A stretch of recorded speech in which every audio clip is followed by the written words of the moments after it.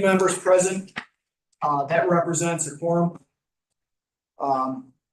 Legislator Hannah, myself, It's you. Tom Winslow, and Elaine Daly are present. Let's call the meeting to order and with the pledge. Pledge allegiance to the flag of the United States of America and to the republic for which it stands, one nation, under God, indivisible, with liberty and justice for all.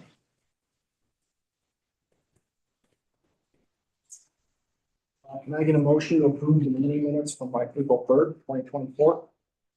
I'll second. All in favor, aye. Aye. We have no appointments this month, and we're gonna have Denise come up here first for my meeting. Hi there.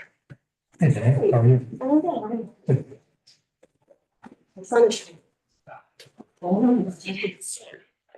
Good evening. I don't have a lot. I don't have any resolutions this month, but in the next couple of months, I'll have one to fill a vacancy. We had an unexpected loss. So we have two vacancies now. One of them's already been approved to fill, but this one I'll need to bring to committee to fill. And then, but I still don't have a list, so I can't fill until I get a list. 2 out of your how many dispatchers? 25 total. So, that's where we are with that one. This test has been given, you just don't have. Yeah, the test was given in January and we still don't have the results. It's from the state. So, yeah. I mean, they've been progressively slower, but this is like really slow. Is there an expectation when you have police? No, so I was talking to Denise Prieto, I don't know, one day last week, and she said that all of them have been pretty slow, so. Yeah, I'm hoping in the next month or so we'll get that list, because at least we can start, kind of going through it and filtering through the candidates and get some kind of a head start, because our process is really long with the background Do you have process. any idea on the number of the list? There's like 9 people. 9. Yeah, That's not a lot. no, Okay. no, I think we have. So hopefully you can find one off that 9. Hopefully we can get 2, yeah. And the openings are wherever the shift work was of these individuals. who are no Yeah, longer so there. we're gonna move somebody to the midnights, because that's where Val was. So we'll move her in June. We're gonna move her in July, I think. We're gonna wait a month. We'll run short for a little bit, and then I'll move her for a couple months, and then she's got to train on fire. So she'll run short again for a little while. And then we'll have an opening on both C and A line. And your supervisory positions are all filled. You're just waiting for the adjustments and. Yes, yeah, January 1st, we have Cassandra Rutigo move into the supervisor position, and she'll take over a couple of the A lines that don't have any supervisory coverage right now. So for the first time in 10 years, we'll have supervisors on every shift. Great. Hopefully Yeah. it'll stay that way for, Oh, I can only hope. Yeah, I mean, we are fortunate. We really do have phenomenal staff members, but just can't keep full staff. I did fill the Motorola contract proposal Yep. with the committee members, and we'll be talking about that next month. Yep. Is that correct? Yeah, we'll talk about it next month. I might not push it through till like August timeframe, just because it's not due until December, but that way all the questions can get answered and we're not, it's yeah, not. we can get out ahead of it. Yeah, exactly. Yep, we've got time to kind of filter through that. So the biggest change really is our redundant prime, which is all the infrastructure in the backup center. That was done after our contract went into place. So that wasn't on the original contract. So now it's going to be under contract. That's part of our increase. Part of it is just, So part of that 21% is additional services. it's additional infrastructure that wasn't on contract. Yeah, and some of it is just inflation. I mean, that's What you were the trying to reality. sort out, right? Yeah. What was what? Yeah. I wanted to see. I would probably tell you a good 15 to 17% is just strict inflation increases across the board. Every county in the consortium saw 21%. I know the master site in Onondaga County, there was some infrastructure in there that wasn't under contract as well. Oswego had some of the same things. So they never adjusted contracts as we did projects over the course of the last 5 years. So the good news is with that, I just got the notifications today for the state, the SEEK and the PSEP grants just came out. So they're actually ahead of the game on that for once. And that's partially because our 911 coordinator conference was this week. And I was actually supposed to be there. but with everything going on, I didn't go. And this Motorola issue is covered by grants? That will get covered under grants, yep. That'll get covered under our seat grant. And in its entirety. Mhm. The biggest issue with that, I think I mentioned this, is that increase was for the grant really is what happened. So we have less kind of, I don't want to say play money, but money to do any other upgrades that we want to do. Because we've been trying to replace our microwave links. So I've been doing kind of like one a year. And it just, that's what's gonna hinder us. So I'm gonna hope Like there's a lot of competition to Motorola. no, and it's the Right. system's proprietary, so we have to, Right, yeah, you're right. yeah, There's not, It's like right? John Deere. Yeah. yeah. Yeah, so we're kind of. Okay. Yeah.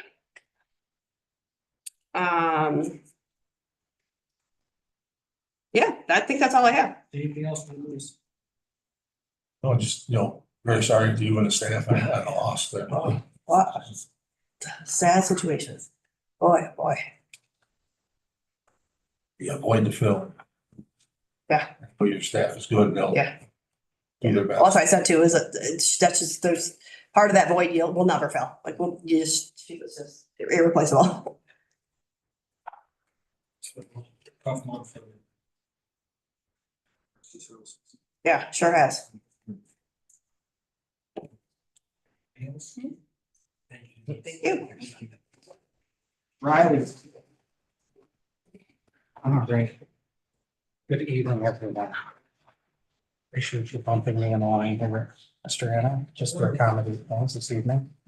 I have a ceremony at Portland Fire Training Center this evening, so I'm gonna be trying to book right out of here and head in that direction. Clean up nice. I can clean up. You can dress me up, but you can't take me out.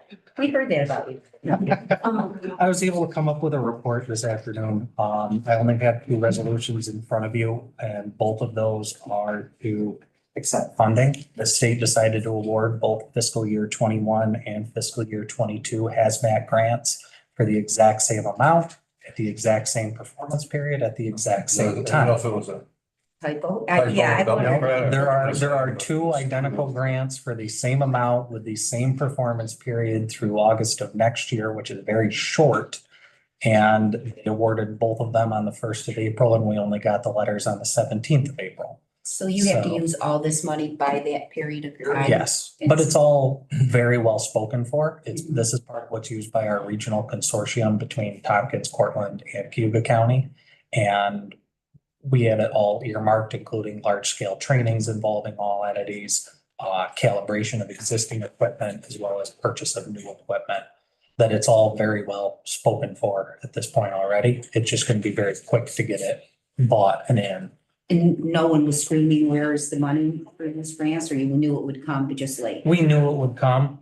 We were hoping to see awards back in February. It took until April. Tompkins County is in a little bit of a bind. They're trying to buy some calibrated dosimeters that can identify both solids and liquids.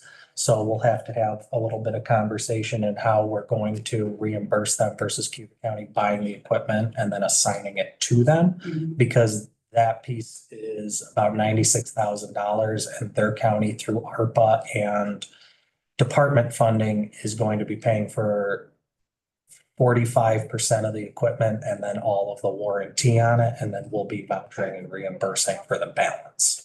So we'll have to kind of work out some language later on with the attorney's office for that. But this is just to funding as it's currently presented. Make a motion for those 2 resolutions? All in favor? Aye. All right. And then just a couple of quick highlights, and I'll be as brief as possible. I want to give some serious thank yous out to my state fire instructors that were out at the training tower. Last weekend, we had 6 instructors. That's Travis Poole, Kevin Foster, Joe Chernesky, Jeff Diger, Patrick DeLuca, the crew at Truck One, and then both David James and Larry Diger were out there. We had a spring cleanup day and we really improved the grounds out there. Thanks as well to John Evans. We put together a V-Fire grant for $1 million worth towards the tower. And the last thank you that I've got is to Sheriff Skank, as well as the members of the Aurelius Fire District and Dan Welch with Cornell Cooperative Extension for the Share the Road event that was put on. When you talk about the tower, are you talking about the classroom? Because I always get that confused. The site, we The improved the actual site. We site, had we had a number of things that, with spring cleaning. I was out there for 3 hours with a pressure washer going through the trailers that are left outside through the winter.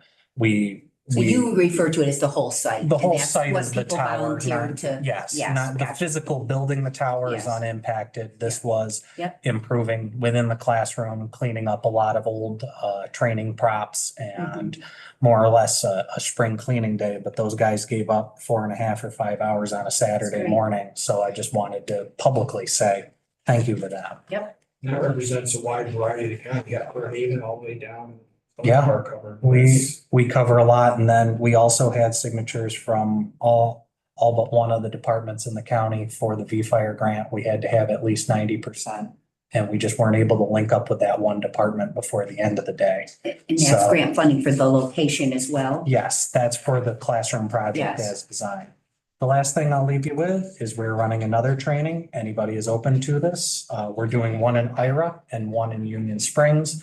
These are New York State citizen preparedness trainings. If you go to these, there's one on a Wednesday, one on a Thursday evening. If you go to these, it's meant for better preparedness in the home. Anybody can go to it. They send you away with a backpack full of free emergency supplies. So I just wanted to throw that shout out at the legislature as well. So that's all I have. How much was the grant for? The V Fire grant was for $1 million.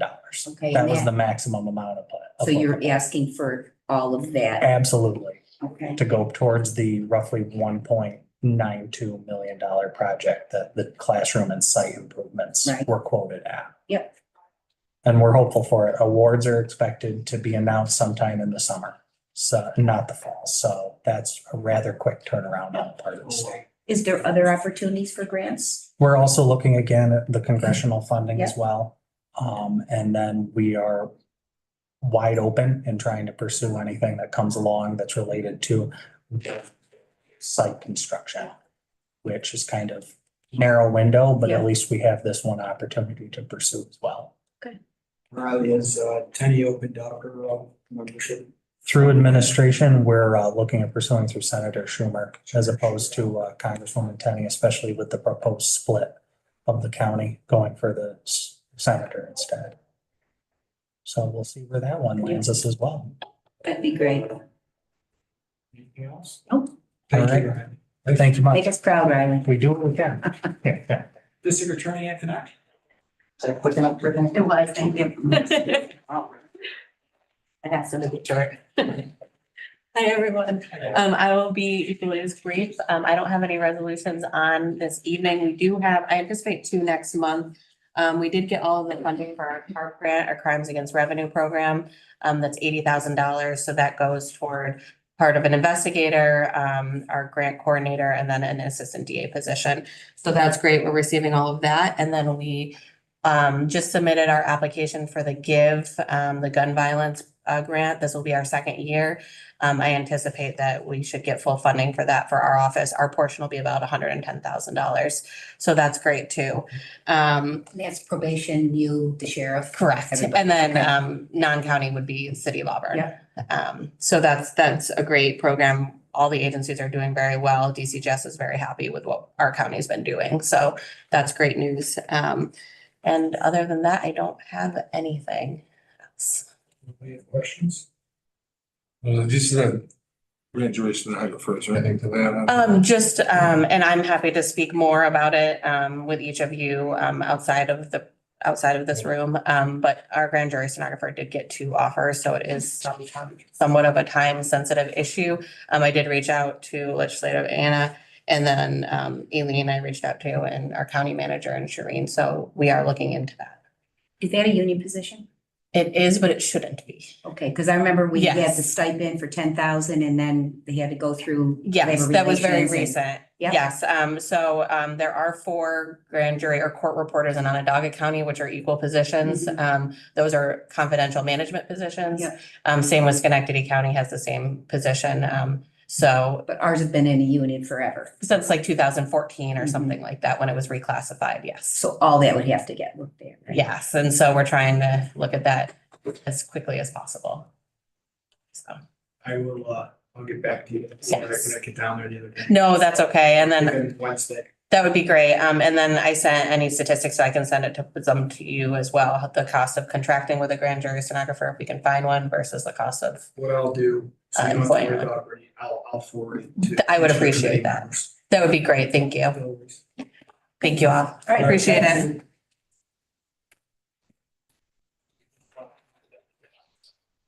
Yes. All right, Mr. Hopkins.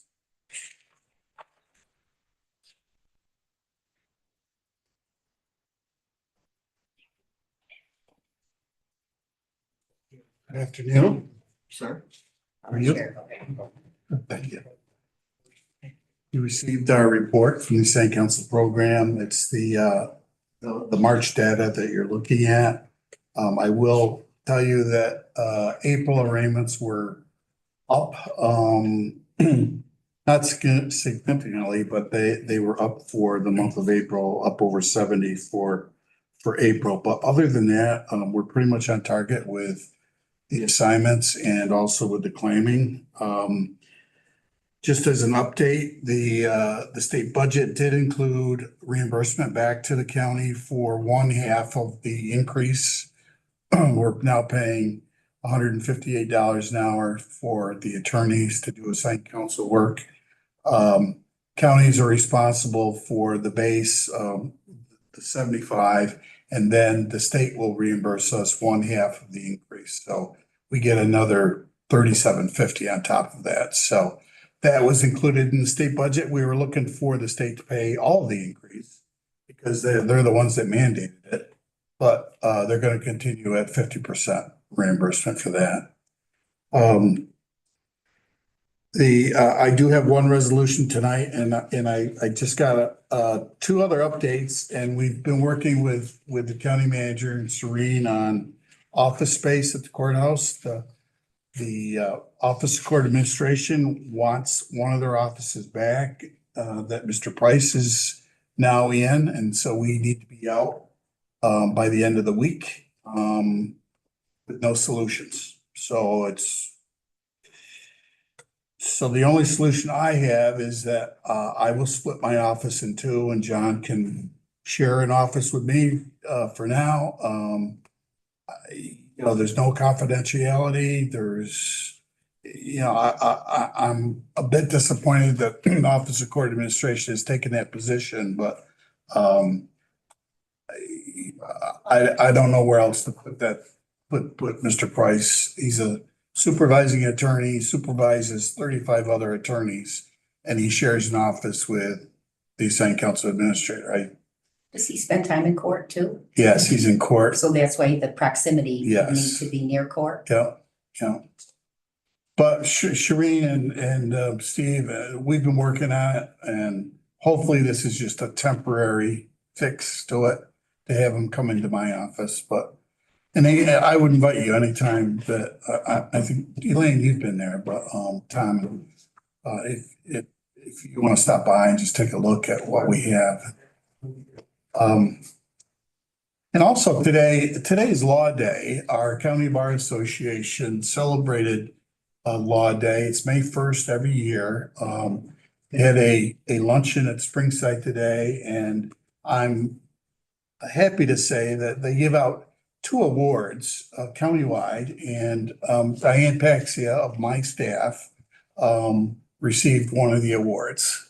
So kudos to her. Yeah, what's your recent award for? It's support for attorneys. It's like a paralegal, not an attorney. It's a non-attorney a recognition Hard of, work, recognition, yes. support staff. Yep, That's yep. awesome. So she's been with the county for 40 years. So Good for her. yeah, I'm very proud of her. And with that, I just have the one resolution. We just missed the deadline last month to submit it.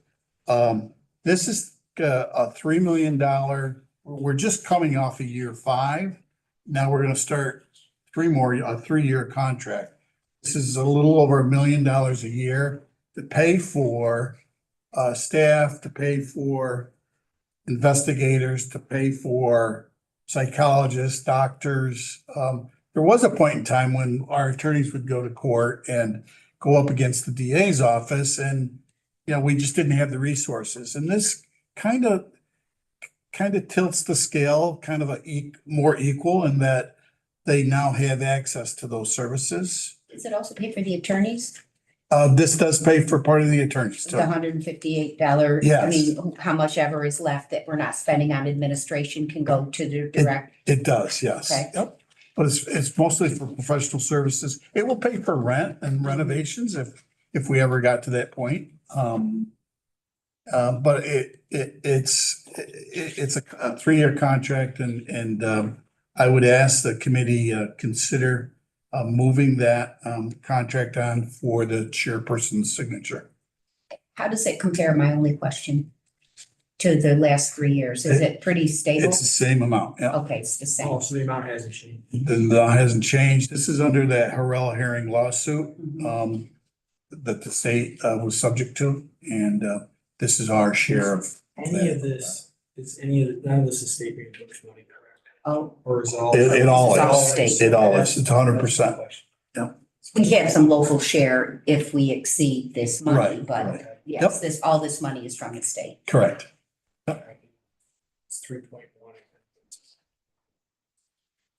I just had the reimbursement for the new enhanced rates that had to do with family court, where they paid for a complicated case, is that? But that was Did I make the, that up? that was the 158 that we're paying all the attorneys in family court and criminal court. Okay, increased assigned council representative enacted. On a side note, Cayuga County's reimbursement for the new rates amounted to, okay, That was, so when they put the new rates in place April 1st, that was what we got from the state. That was our share of oh, reimbursement. that's their half of the Yes. excess of whatever it used to Right, be. right. Okay, So all I right, just wanted to wasn't- show Yeah. that's the amount of money that we didn't have to come up with, that For was that increase, for that increase. but it's another that, Right. yes, Right. okay, Yep. all right, I'll move that resolution. I'll second. All right, any further discussion? There's no further discussion or questions, all in favor? Aye. Opposes, passed. That's all I have, No, Mr. you're Chairman. worried? All right, Thank you. see again. Thank you. Thanks. Mr. Thomas?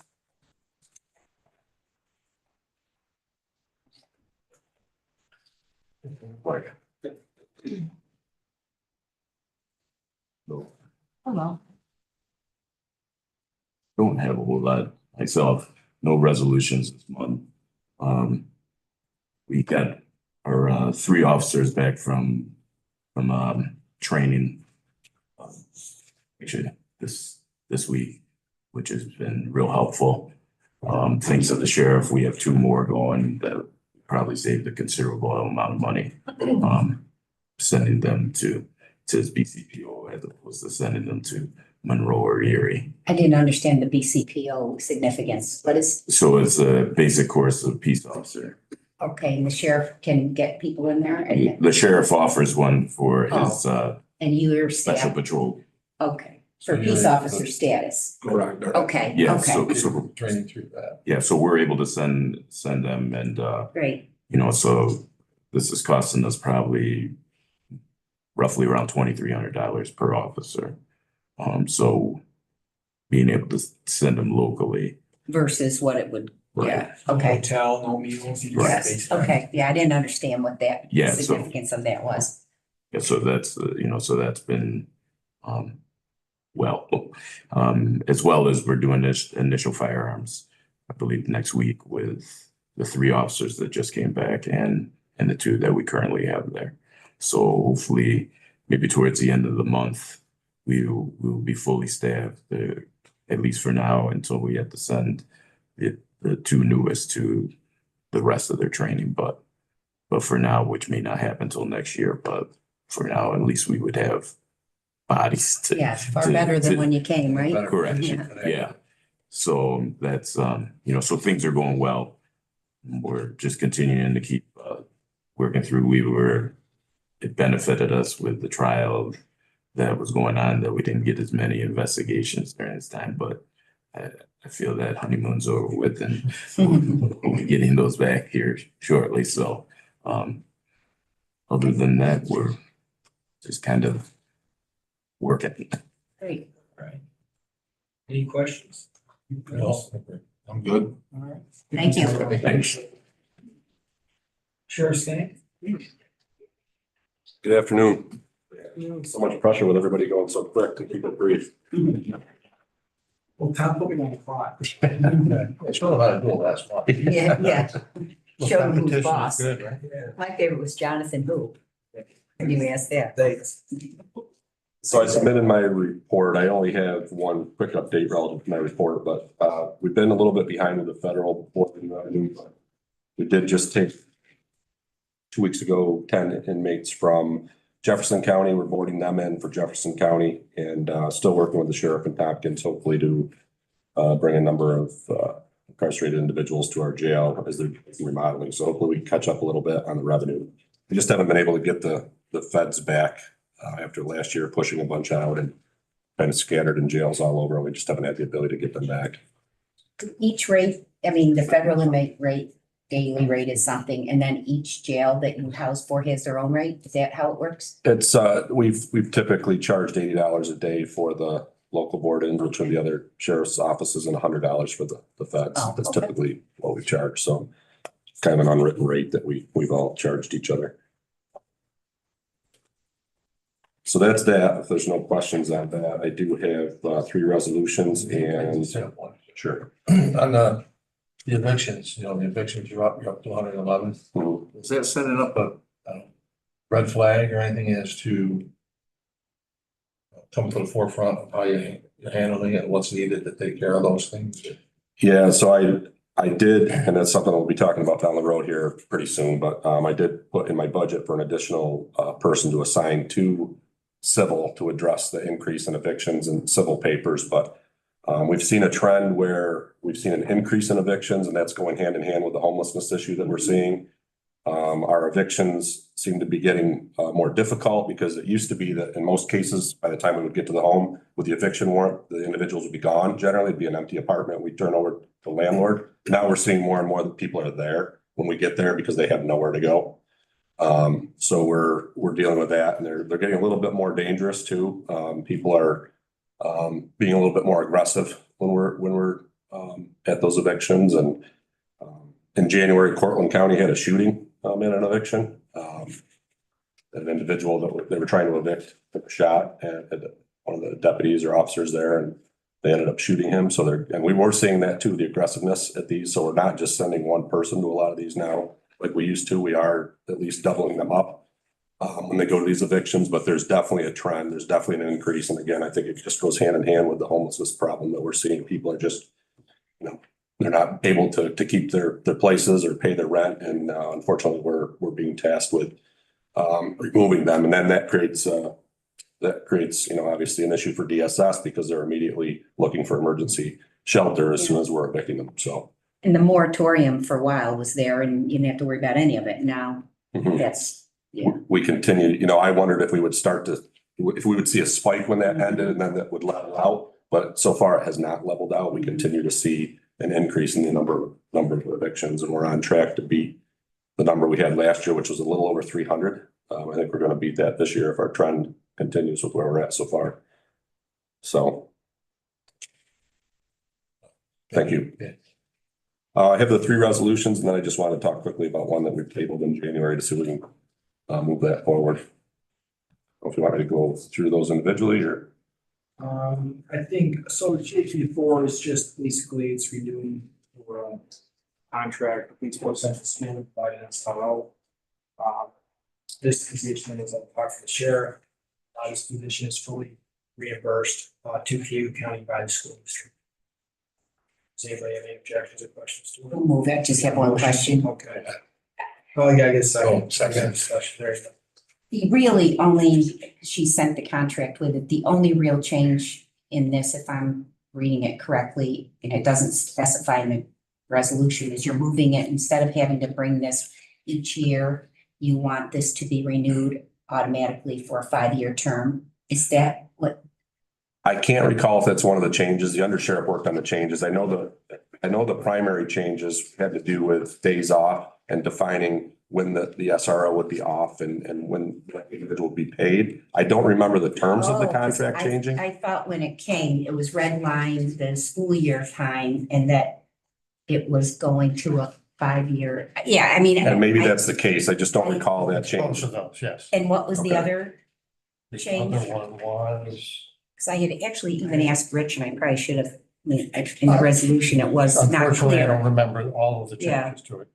But it's And I nothing apologize. significant that's, No, it's not anything significant. There's no cost associated to the Yes. county with this, and I apologize, the undersheriff handled this, so I don't remember or recall exactly what all of the changes were. I just remember If they you want me, were I minor. can call you and give you all the details. okay, all I thought was when the school year was done, it looked to me like it was a multi-year contract. Yes, Up to 5 years. Up to You 5 wouldn't years. have to come every year, but I couldn't find anything other substantial about it, Okay. but that'd be great if you could let okay, me I know. will. Okay, And if the undersheriffs needed to clarify anything, we'll certainly do that. Any other questions? All in favor for the Cayuga Sheriff's Office, the leader on contract, G4 Central School District? Aye. Aye. So be it. JP5. He's just filling a vacant license position to do a resignation. Correct. Yep. Resignation. Resignation. almost that. Okay, Second. all right, any questions about the open position? All right, all in favor? Aye. Alright. So we need, JP3, JP I'm six. sorry, JP6. I wasn't sure to talk about JP6 when it's right. So JP6 is just, we're looking to amend the hourly rate that we pay our peer that comes out to the jail from Nick's Ride to meet with incarcerated individuals in our recovery unit by $3 per hour at a request at Nick's Ride, just to cover their costs, request to cover their cost for the peer, and that would be coming out of, as we have been, commissary funding or the inmate revenue account. That's how we pay for those peer services, so it'd still come from there. It wouldn't be the increase, all of the costs associated with the peers come from that. It does, everything Yes, currently okay. does, and we would Okay. continue to do that. I'll move that. Second. All right, all in favor? Aye. So moved. Anything else for the sheriff? I just did that one. Yep. The resolution that was tabled in January for the custody chief's position. There may have been some confusion, but the custody chief resigned last June or somewhere in that area. I did put a resolution in at that time that was approved to fill it. It did term out. We didn't get good candidates for it. I had come back in January to renew that resolution. So I hadn't left that position at that time. There was a resolution that the legislature had approved. Wasn't able to fill it. In January, brought it back. It was tabled. This committee had asked if I would look at the job description, adjust that, which I did. I did meet with the personnel committee yesterday about that position and went over the position, the need, and the job description recommendations, the changes that I had recommended. They will be going to Civil Service Commission on May 14th, but I'm hoping to bring that back to this body for consideration at some point. But with that amendment, if the amendment is approved by the commission, there will be some legislative action that'll have to take place to approve that as well. So I would look to likely just see if we could pull that resolution and then just resubmit a new one with the necessary request. It's fair to say you'd be looking at a title change and a potential salary change. Is that what we're hearing, or that's what you're gonna go over? I would like to, if it's approved, I would like to advertise it another round at the salary grade it's at. I think that it may be difficult to fill at that grade, but I think it's worth trying one more time. Put it out there for a month or two, and then if we don't get any viable candidates, then I would have to come back and we'd have to discuss that to see if there are some things we can do to move that, make that more enticing. But I'm not overly hopeful that we will get a good candidate at that salary range, but I think it's worth trying one more time. So I wouldn't be looking to amend the salary when I came back next month, maybe down the road if we didn't get anybody. Even though the job description has been changed, you did change, did you? I guess I'm asking, you changed the job description and how, the functionality or the. I did, and responsibility? I can provide that to you, what I proposed, or certainly Diane has that. She could give that to you if you wanted to review that. I can certainly make sure that the committee gets that. Yeah, I think that'd be good to see this new civil service requirements part. Right? Yeah, that'd be great. I'll forward the changes that I recommended and the ones that are going to be presented to the commission. Anything else? That's all I have. All right, thank you. Thank you very much. I appreciate it. Is that June? You're talking June? June, Yeah. resolution for June. I'll look for it. Thank you.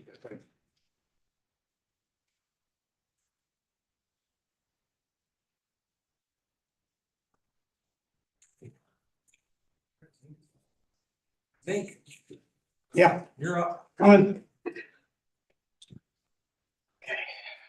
It's like a little bit of show and tell today. You gotta remember what my career was. I was an educator, so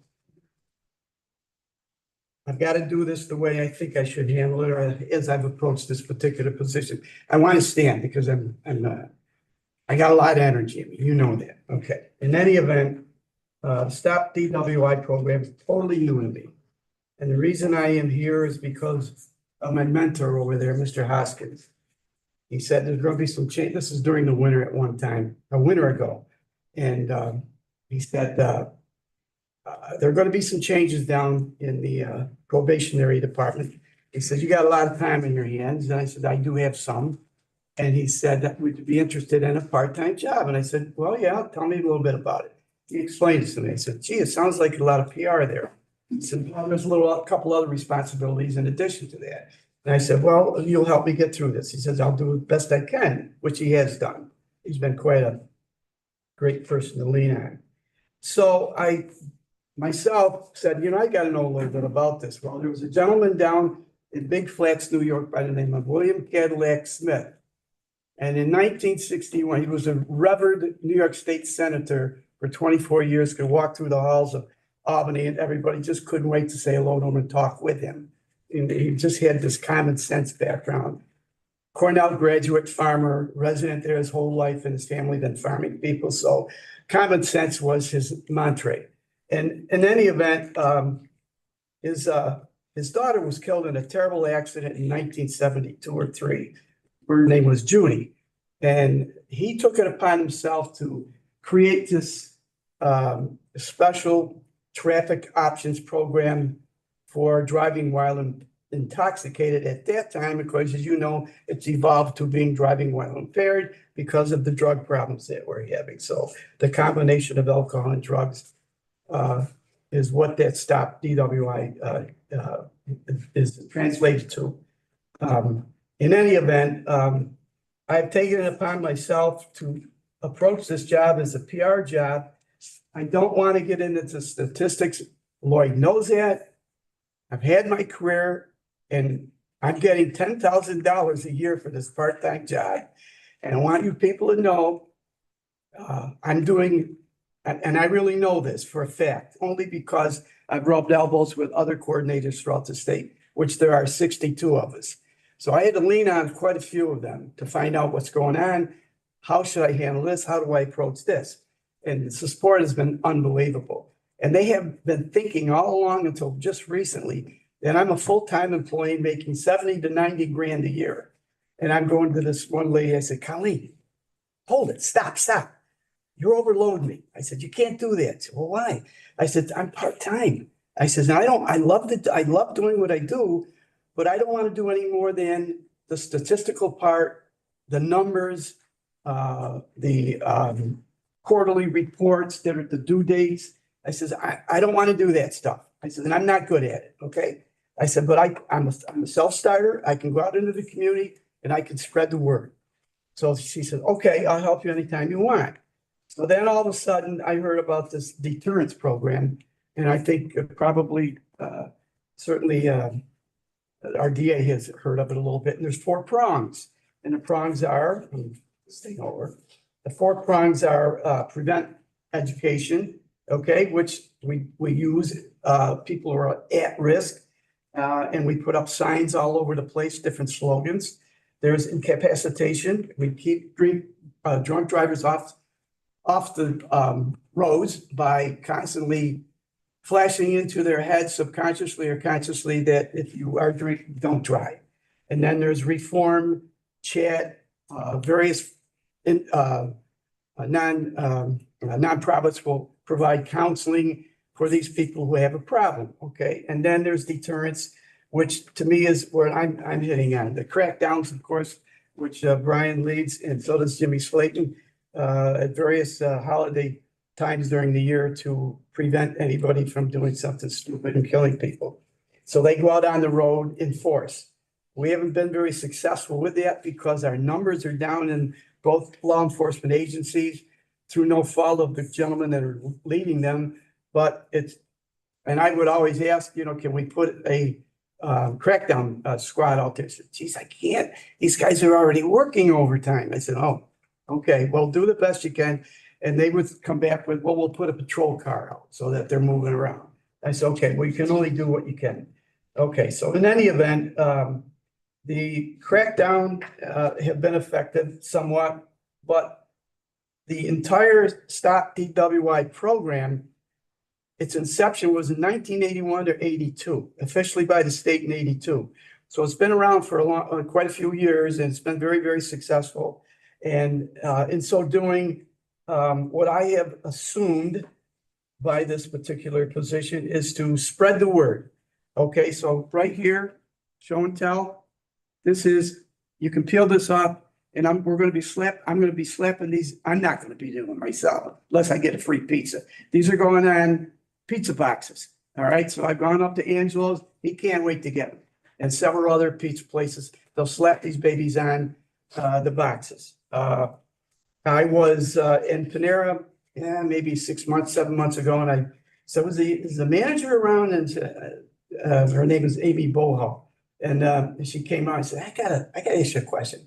I said, your coffee cup, your paper coffee cup sleeves are they're a little weak, aren't they? I says, they're dark and all that. And she said, well, what do you mean? I said, I got an idea. Maybe we could juice it up a little bit. Well, what do you want to do? I said, well, this is what I represent. I can have a coffee cup sleeve made up that features you and then a smaller copy of Stop DWI, maybe on the other side. Okay, why don't you do that? Listen, and we'll pay for it. Okay, this is a kind of a pilot program. So when the new bagel shop opened up here a couple Tuesdays ago, Tony Dadavo, I knew his dad from day one. We're contemporaries. He and his dad, Peter. And in any event, I said, he came out from behind, out in the kitchen, and of course the line's out the door. They're busy as heck, and their heads are spinning first day. And here you got 8 old guys there going down for coffee. He knows it because we were his teachers. And he said, oh man, this is great seeing all you guys. I didn't think some of you were alive. And so one thing led to another. So I said, hey, I got to have a word with you. I said, can you, he said, I can't talk to you now. I can't do this. I said, I know. Come back at 4:30. I've closed up then. So I go back and I said, hey, that coffee sleeve that you got on your coffee cups? I said, it's like a tissue. He says, yeah, I know. I didn't know what to do about it. I said, I got an idea. He said, what do you think you want to do? I said, I want to put a coffee sleeve on there. Your name and Stop DWI mission. Okay. So it's like this. It's real quick. I'm doing this. I don't mean to not have you look at it or read it, but it's very nice. Very nice. Very nice. And I'm very proud of it because actually the first time around, he said, oh, I don't think so. He says, the Stop DWI is the same size as my bagel printing. I said, don't worry about it. We'll make an adjustment. So we're going to get this going on his coffee cups. Okay. So now, what are the other things that I've been doing? I've been talking to the radio stations, and we have been having our mission statements put on there. I even arranged for a trooper to go up there and like you did, you recorded at times for them. And a gentleman from the New York State Troopers went up and did a couple. Also, I just finished an agreement with the Doubledays. They're going to have a big Stop DWI branded sign out in the outfield on one of I think it's in right field, but I said, we gotta have more than that. So what do you wanna do? I says, they call it the bowl, where the overhead portion of that stadium is. They always directly behind home plate usually is called the bowl. I said, I'd like to put a couple of signs up on the bowl.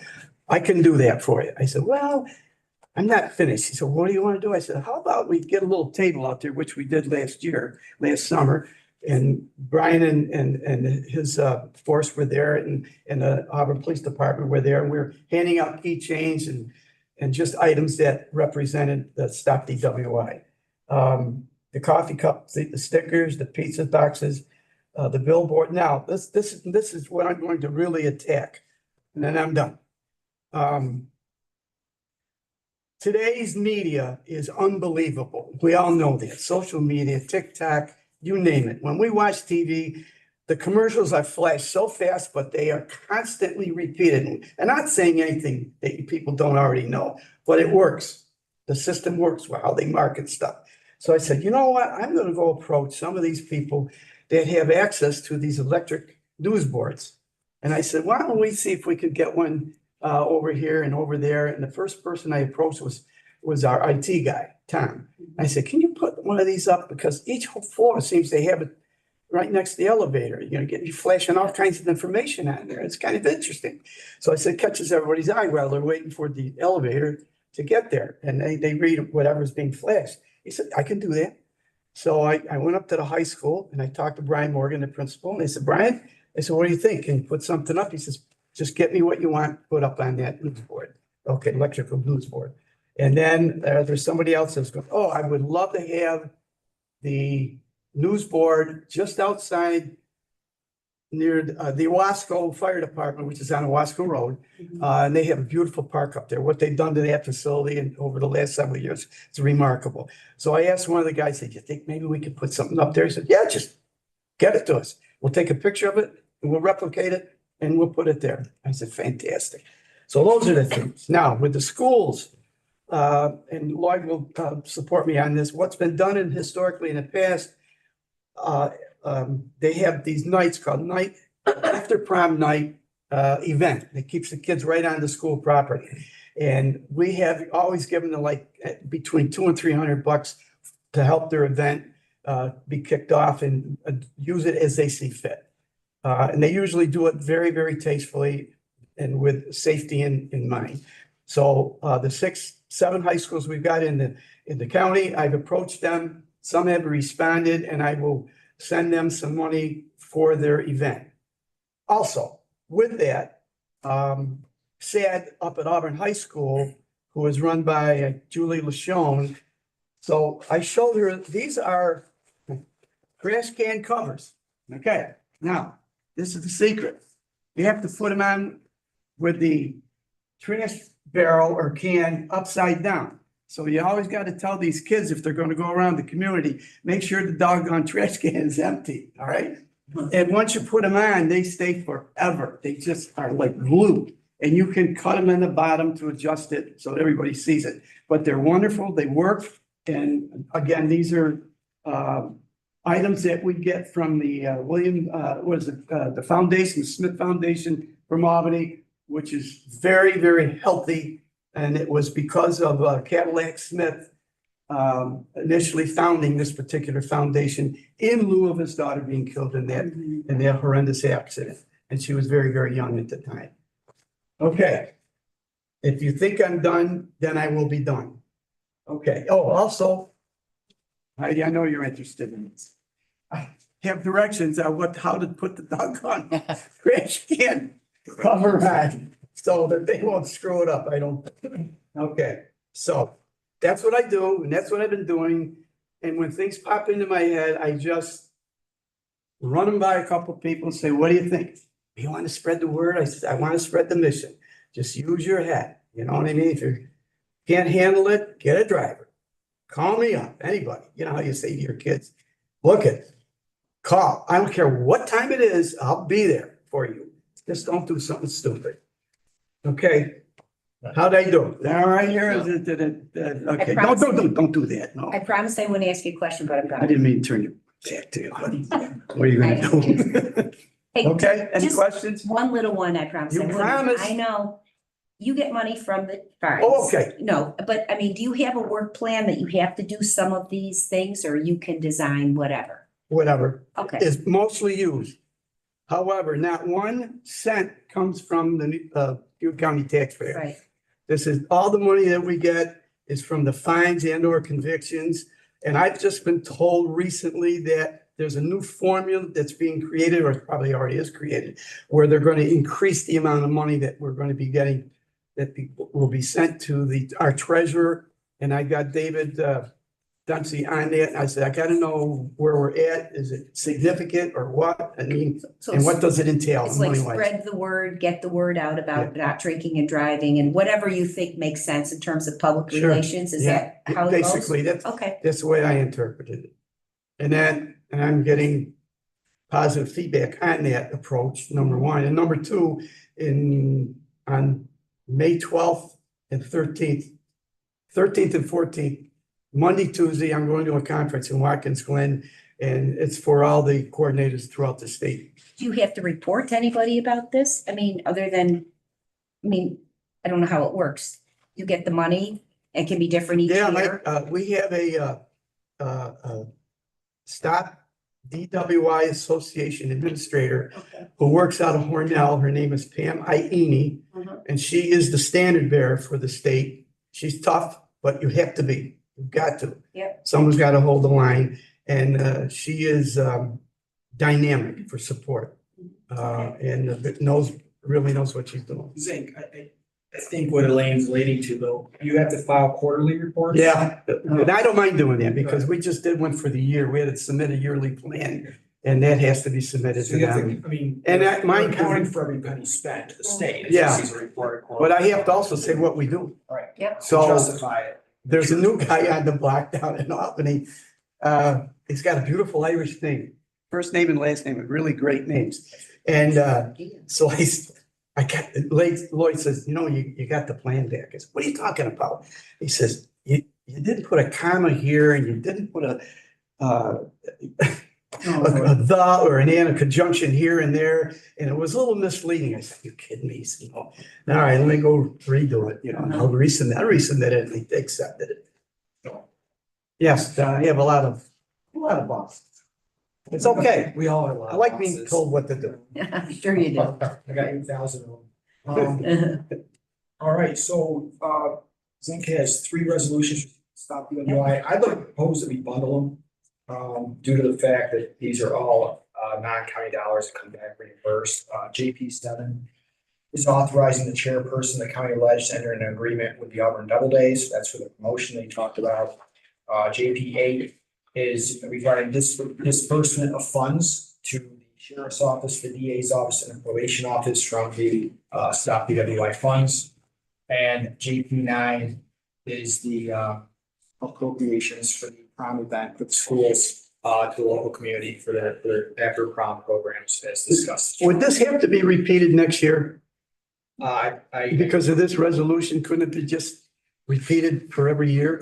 I think they have to go before the board every year. We're just gonna start the process earlier, so we get the authorization to you earlier, so you're not running up against last minute like this year. I Yeah. understand that things are a Yeah. little behind. This is something we gotta address next year, probably starting in January right away. Oh, that'd be great. Although the one with the police department says for a 3-year term. Well, I'm talking about JP 9. Oh, JP okay. 9 is, I believe it's just An for annual the school contract. year. The $300. 7 and 9 are annual contract. Okay. And that's designating just the 1 year timeframe there, too. And JP 9 is actually something that we should have looked at months ago due to the timing of prom season. So we're a little late. And I dragged my feet on a couple of these, No, because I didn't know what the system or the protocol was. Right. And then I was constantly made aware of this Munis program that's been enacted, so I went to Grace. Yeah. It's gonna be okay tonight, and then we'll just, next year going forward, we'll just be ahead of it. in the That'd be future. good. That'd help a lot. All right, All right. thank you. Thank you. Can I get a motion for the bundle of JP 7 through 9? So move. Second. Okay, any further discussion? Any questions, position? All in favor? I, All right. Okay. Pass. Thank you. Thank you. Can I get a motion to adjourn tonight's meeting? Yes, motion to adjourn. We're adjourned.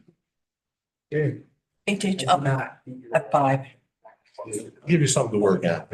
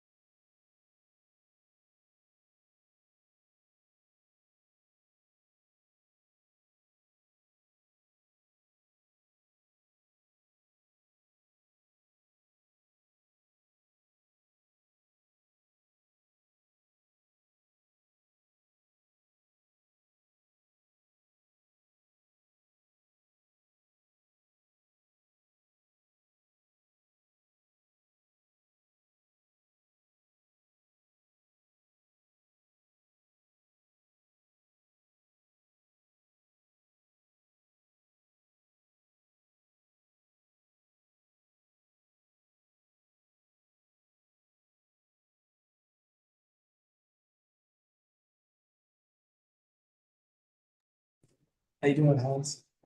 Good, you? Doing all right. It's nice to see you.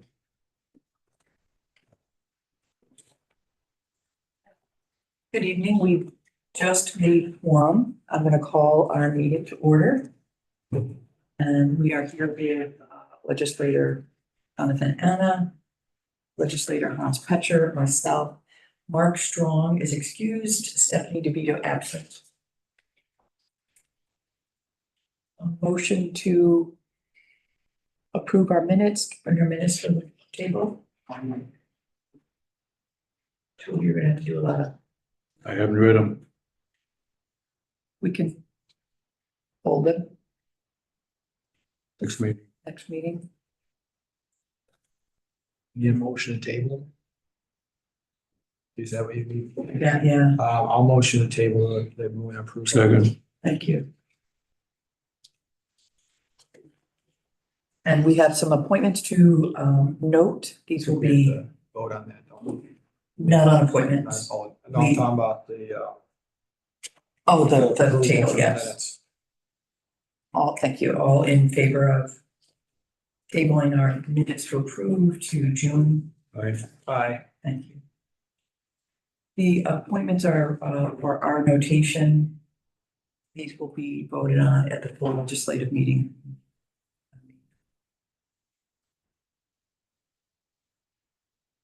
Any questions, any discussions about those?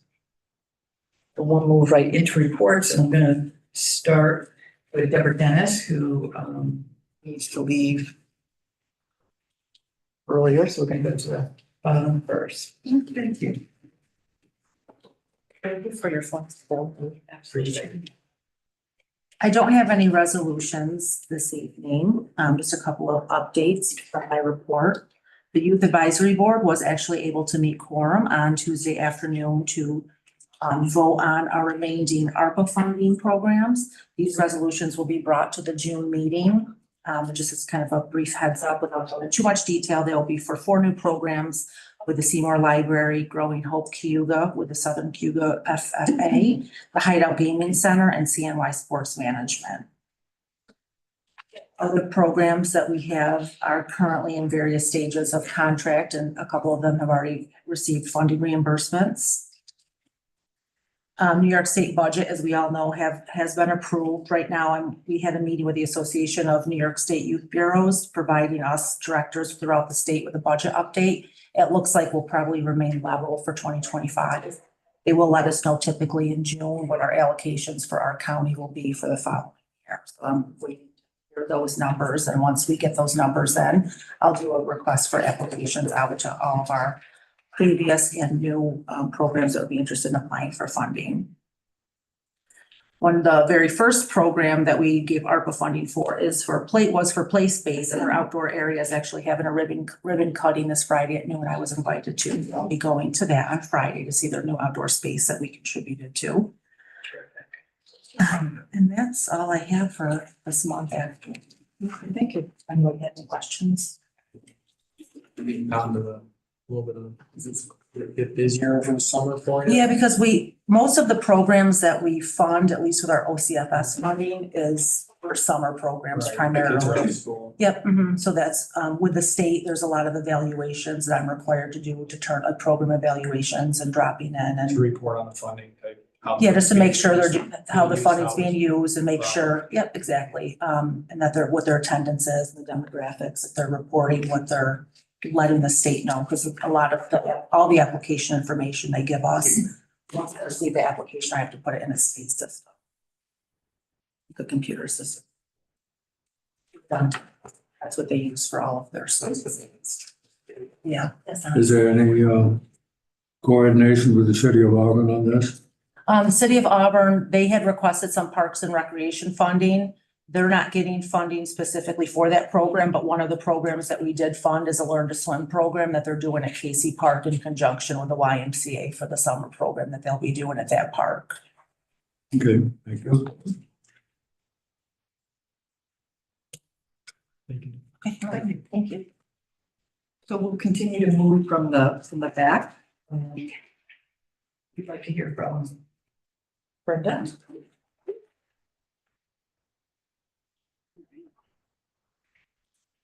Office of Aging Director.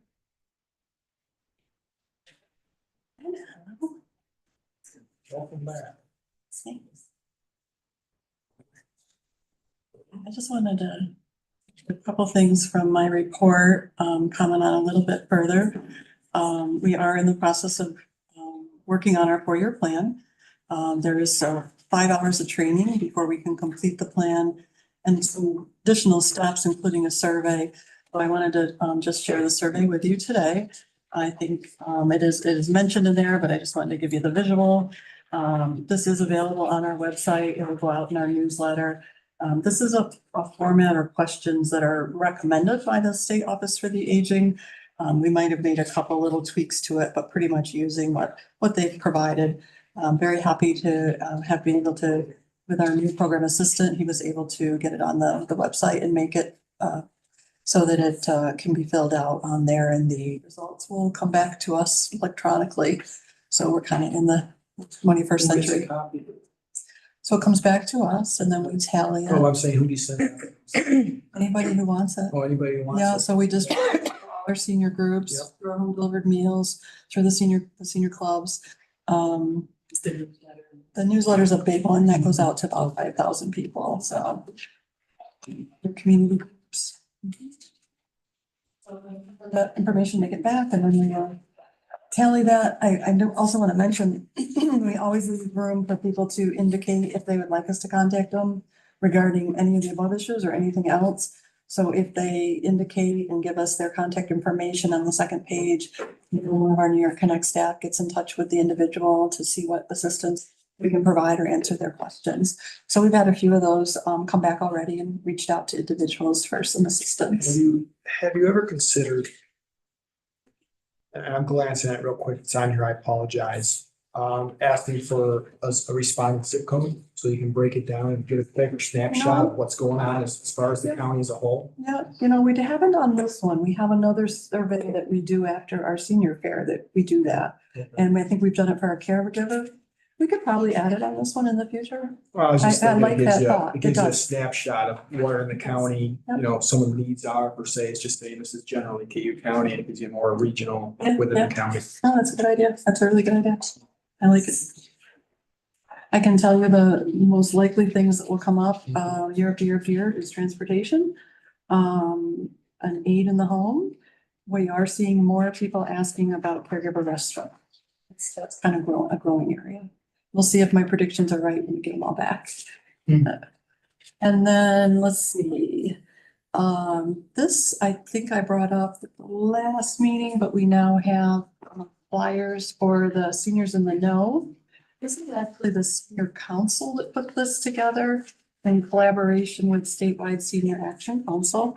And so they are putting together an all-day event at Hilton on June 14th.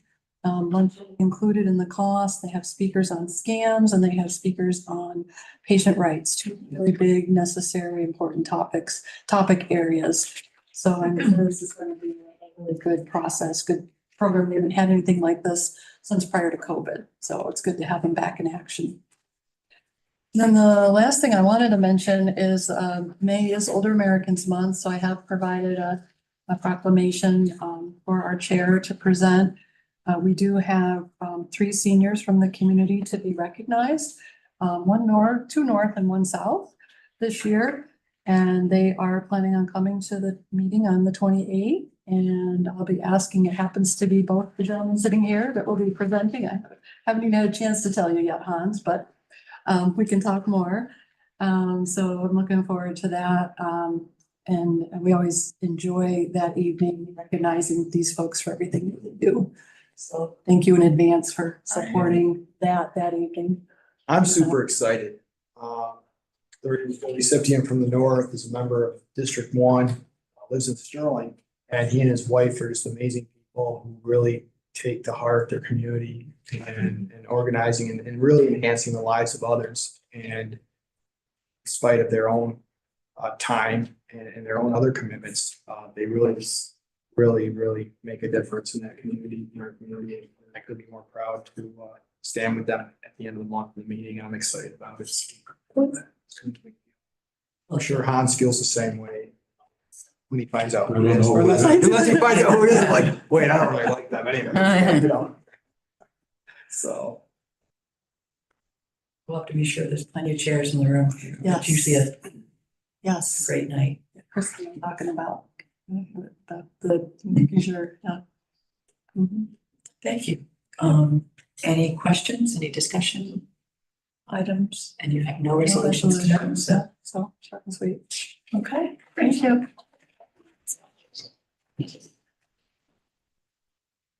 Christine, coming up. Good to see you this evening. Christine Bianco is our Director for Social Services.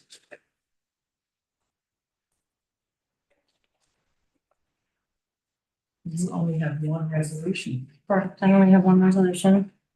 Can we start with? Yeah, why don't we start with the resolution? Resolution, okay.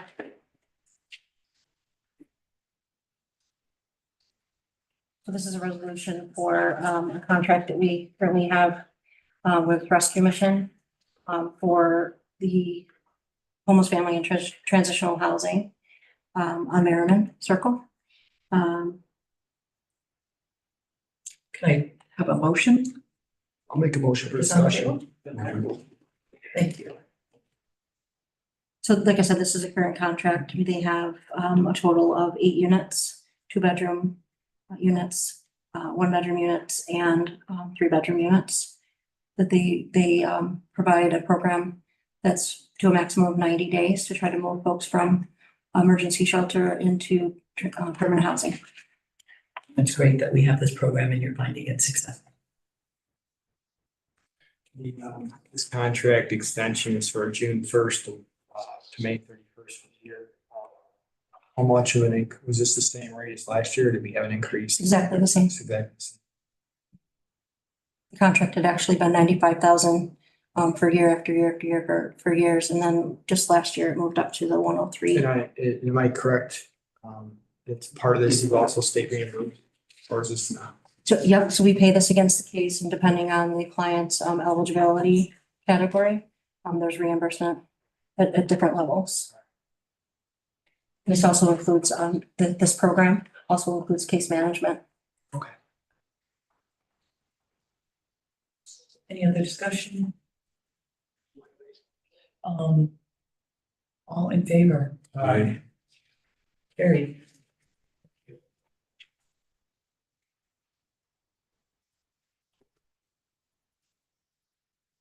So I did want to note on my report, there is a typo that Elaine Daly's sharp eyes caught. The very last line of my report, the last sentence, it is anticipated that the program will serve 20 households during the program operating period of, it's supposed to be 4/1 of 24 to 3/31 of 25.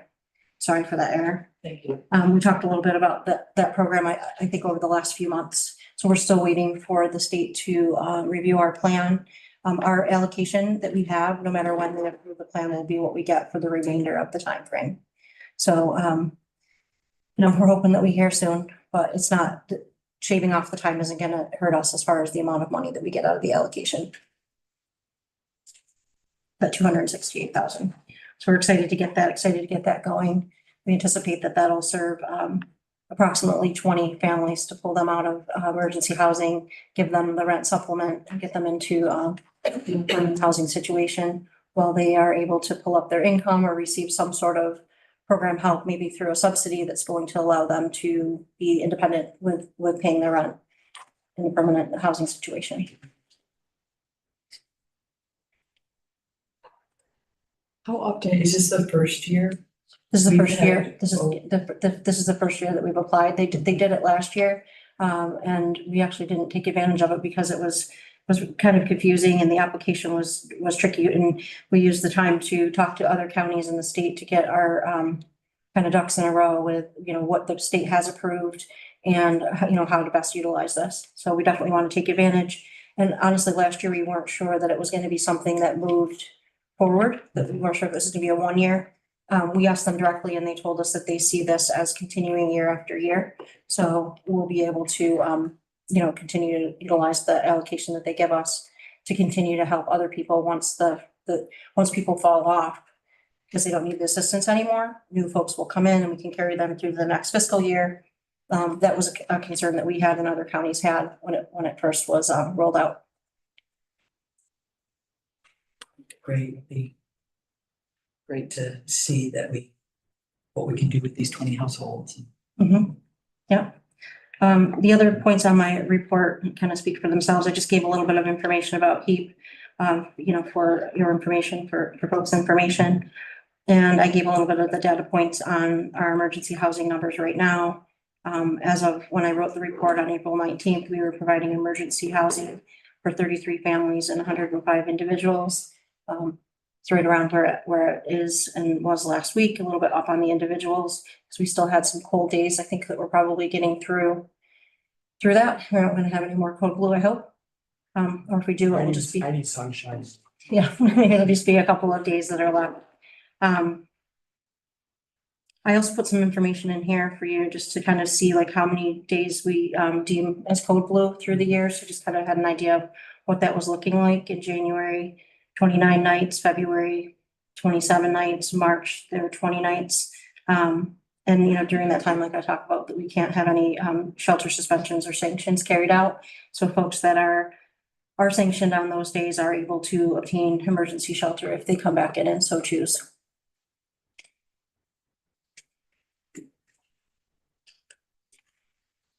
So I'm not sure, like, are we okay on time for me to talk about a few other little things? Please, Okay. So one of the things that I worked on this month from last month's meeting was to try to figure out like a good way to capture some data on where folks are coming from, because I know that that's a question that comes up a lot around, are people coming here from other counties and the surrounding counties? Are they coming from around the state? Are they coming from out of state? And I worked with someone from the COC who is the HMIS, the Housing Management Information System. I'm not a federal specialist, but she's the person that handles the HMIS data there. So that's her expertise.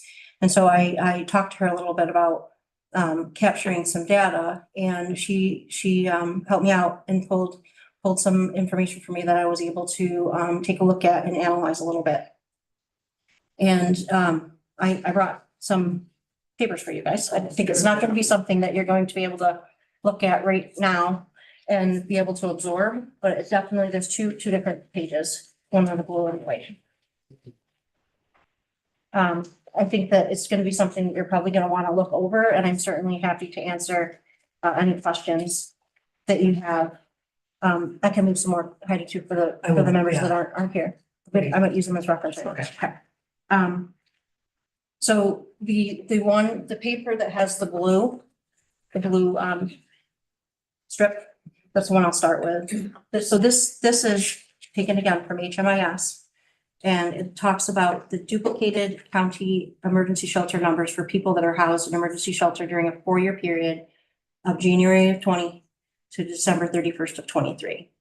So what they mean by duplicated is, because we're looking at people that moved from county to county, you might have somebody that's counted once in Cayuga and then also counted once in Onondaga. So that's what the duplicated means. And so you can see underneath there the numbers of people that were drawn out of the system for Cayuga, 1,746. The number that was drawn out for Onondaga, 7,710, and Oswego, 2,627. So then what this woman did for me was took a look at how people moved from county and within the county, and some of them are like multiple moves. So you can see the numbers as you go down. The top one is how many people went from Cayuga County to Onondaga County based on the system. It's 33. There's a lot of information in here, but Cayuga County to Oswego County, it was 9. People coming into Cayuga County from Onondaga County was 35. Down a little bit further.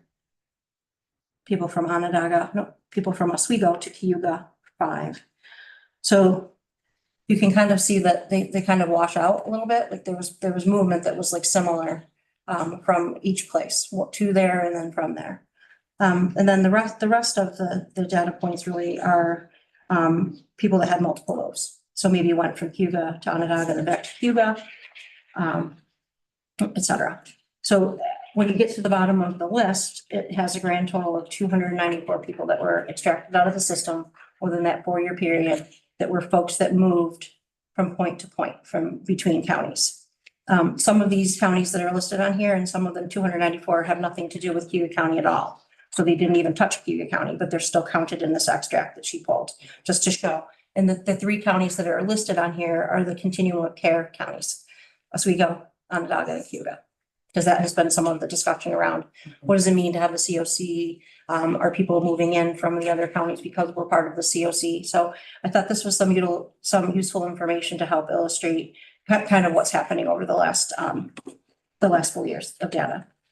So in the end, what it ends up kind of coming out to as far as a total was the 294 individuals, and that's a 2.4%, is 2.4% of the total number of people served by Cayuga, Onondaga, and Oswego counties.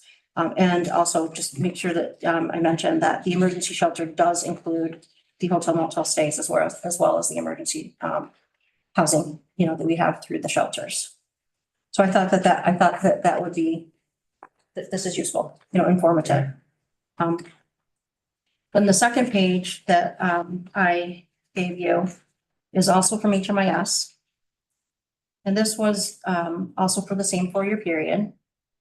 And it is a report out and data that's based on a data factor in HMIS that people answer and gets reported in HMIS is, what was the zip code of your last permanent address?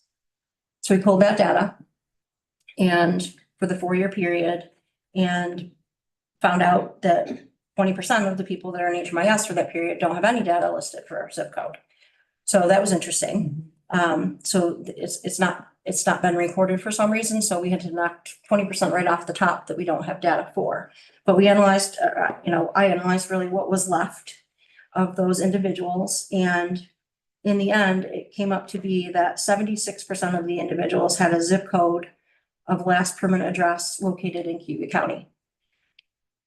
The remaining had zip codes that were in New York State, but in another county. That was 18%, and 6% had zip codes located outside of New York State.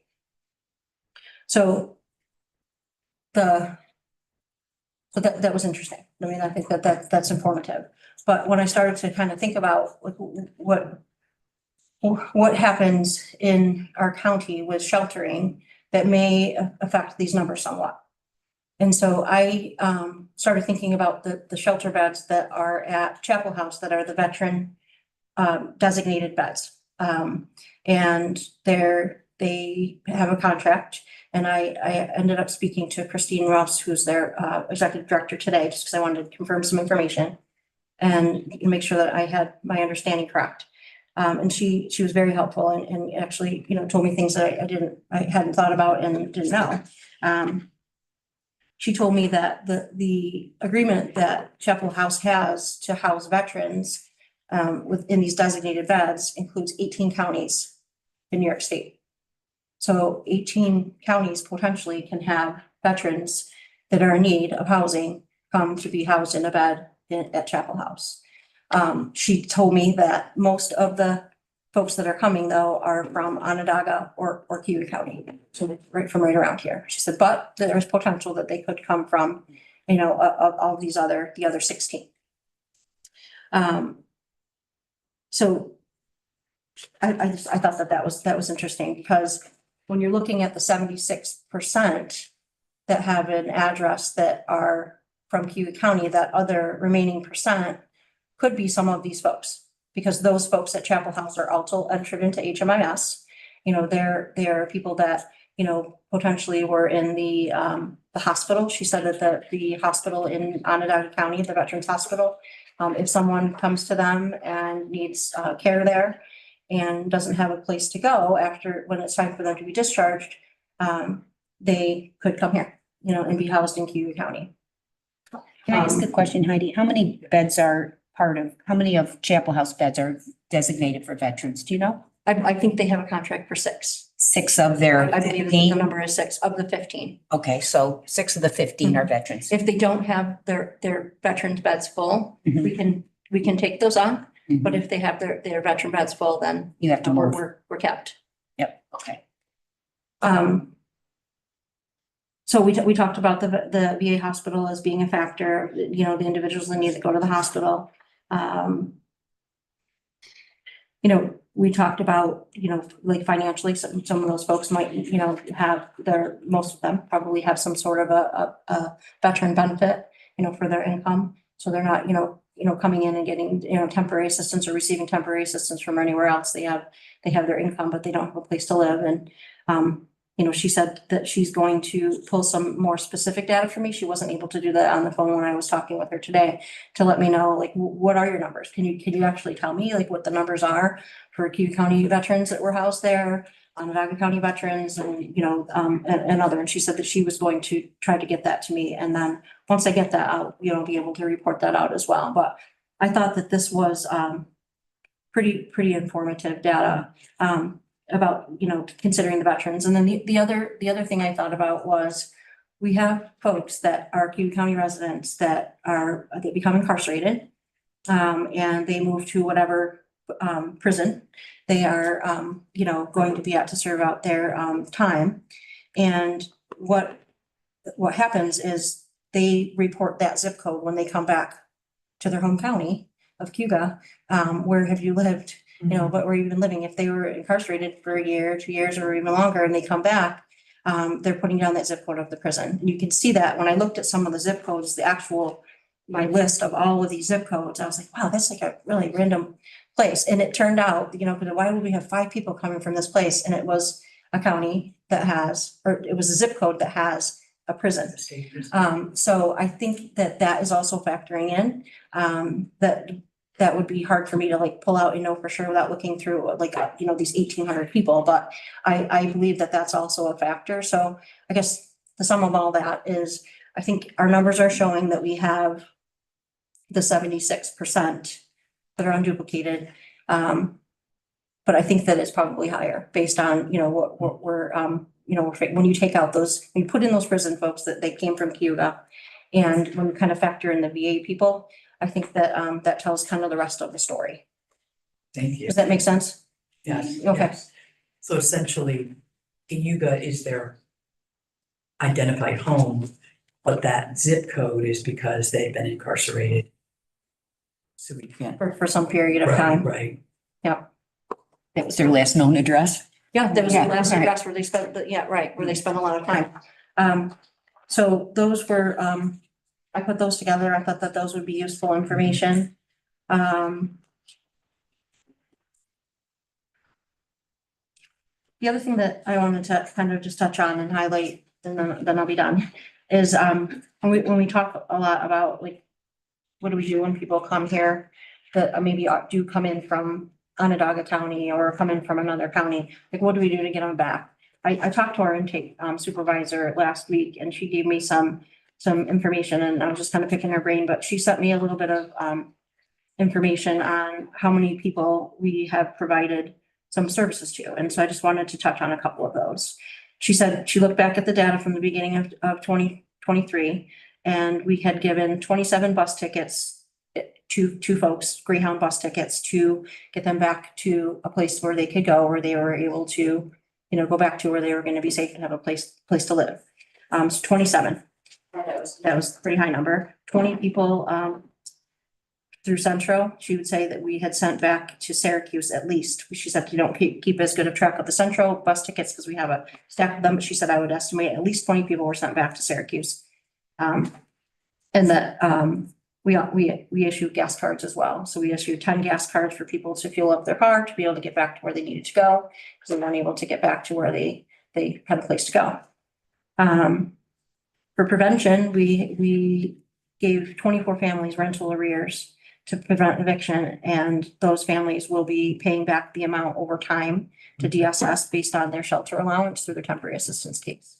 But 24 families, you know, we were able to prevent their eviction. 24 individuals had rental arrears, and that we were able to pay that in order to prevent them from being evicted. And they're going to repay the full amount back also on, you know, their behalf through their TA case. 42 families had rental arrears paid of $2,000 or less to prevent eviction through a program called Trust that we have that is run through CAP. And we had 14 households that had rent arrears paid, 8 families and 6 singles through the STEP program, which was a grant that we received that I had brought the resolution in the last few years to prevent someone from being evicted. So pretty. So those numbers are all unduplicated as well. Mhm. Yep.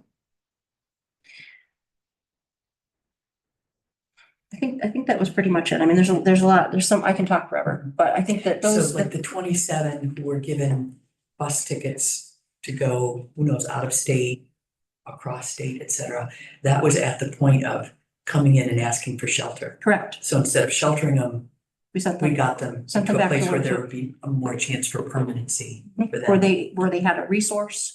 We talked to a resource. Yeah, they can come here, but I live, 4 hours away. Right. Put them on a bus, they can go there and they can stay with whoever that identified resource was. Or we were able to get them back to a place that they actually had that they could still live in, that they hadn't been evicted from. So those are some of the efforts that I talk about when I come up here and I talk about how hard the intake team works to try to uncover everything that we can to try to avoid putting somebody in emergency housing. They work hard.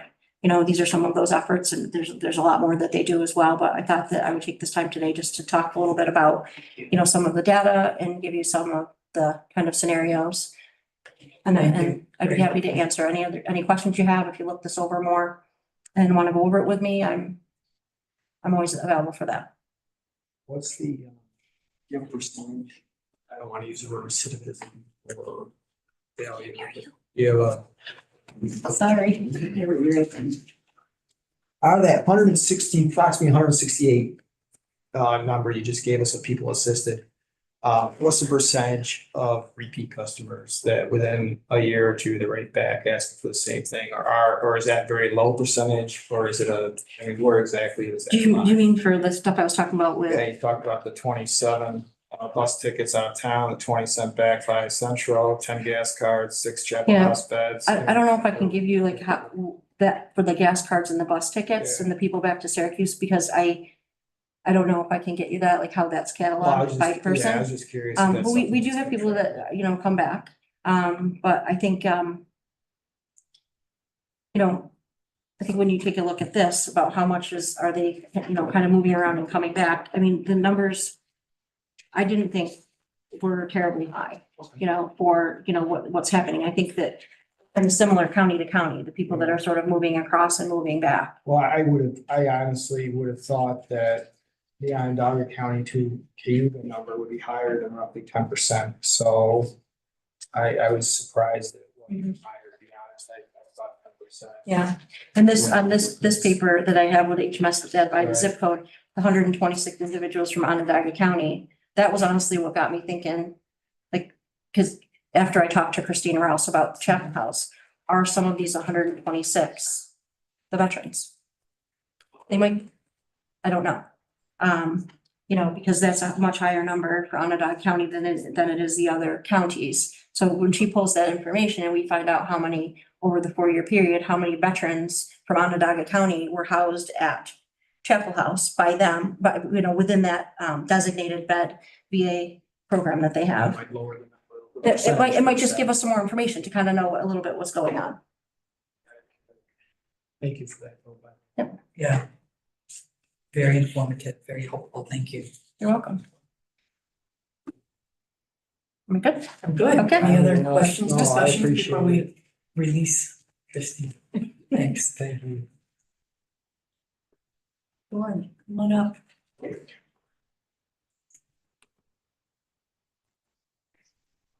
Well. Hold on, and you have 3 resolutions, why don't we jump to those? Okay. HH 5, 6, and 7. So HH5 is to fill a budgeted vacancy as in our billing department. One of our staff members took a job in the HR department in the county. So Motion to put this on the table? 1 second. Thank you. Any other discussion about this bill?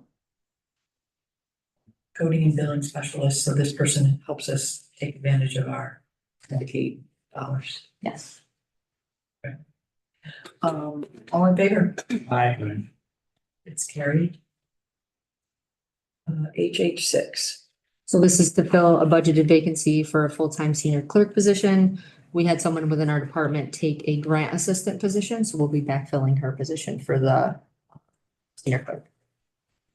Motion to bring this to the table? Thank you.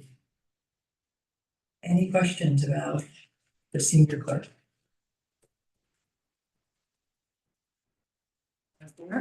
Aye. Any opposed? It carries. And we got another, similar to last month, another CMH help social worker. Yeah, so we promoted someone, a staff social worker to a supervising staff social worker. So this will be filling her position, but changing it to the help position so that that individual doesn't have to take a civil service exam either.